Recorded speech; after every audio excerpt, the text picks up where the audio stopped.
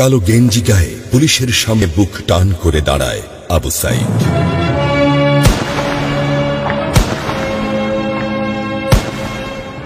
Police তাকে রক্ষা করার বদলে গুলি করে। ঠাস ঠুস কয়েকটা গুলির মধ্যে একটা গুলি লাগে তার কোমরে।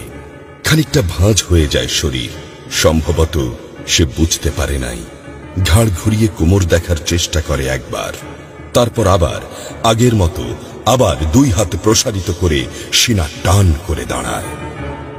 ডান হাতে ছোট্ট একটা লাঠি। বিশ্ববিদ্যালয়ের প্রধান ফটকের পাশে বেশ কয়েকজন পুলিশ, হাতে রাইফেল, রাইফেলের তাজা গুলি, আবারও গুলির শব্দ।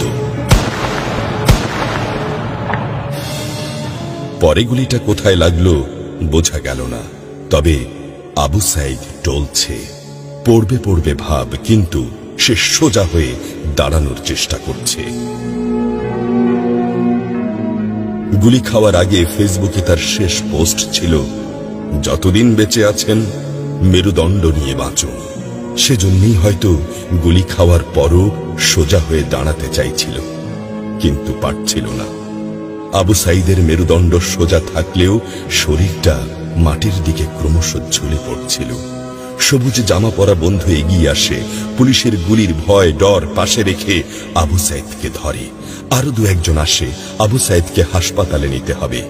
আবু সাইদ হাঁটতে পারছে না, শরীর ছেড়ে দিচ্ছে। 4-5 জন হাত পা ধরে শূন্যে তোলে। আবু সাইদ ঝুলছে আর রক্ত পড়ছে টপ টপ টপ। যে আবু সাইদ কিছুক্ষণ আগেও বুক চিতিয়ে দাঁড়িয়ে কোটা সংস্কার আন্দোলনে নেতৃত্ব দিচ্ছিল, সে এখন শূন্যে ঝুলছে, যেভাবে ঝুলছে মেধাবীদের ভাগ্য। রাত 10টার আগেই বাড়িতে যাওয়ার কথা ছিল আবু সাইদের। মা অপেক্ষা করছে, বোন অপেক্ষা করছে। তখনও তারা জানে না আবু সাইদের মৃত্যু সার্টিফিকেট লিখছে কর্তব্যরত ডাক্তার। নাম আবু সাইদ, পিতা মকবুল, ঠিকানা বাবনপুর, পীরগঞ্জ, রংপুর। বয়স 25। মৃত্যু কারণ আগমনের সময় মৃত্যু। তারিখ 16/7/24, রাত 8টা 5 minute. Serial number 240434, Rangpur medical college হাসপাতাল। পরিবারের একমাত্র শিক্ষিত ছেলেটা খুন হয়ে গেছে।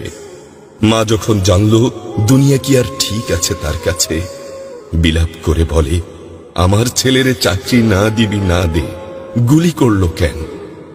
বোন সুমি আর্তনাদ করে বলে, 3টা গুলি কেন আমারে করলো না? আবু সাইদ ফেসবুকে আরো লিখেছিল, যদি আজ শহীদ হই তবে আমার নিথর দেহটা রাজপথে ফেলে রাখবেন।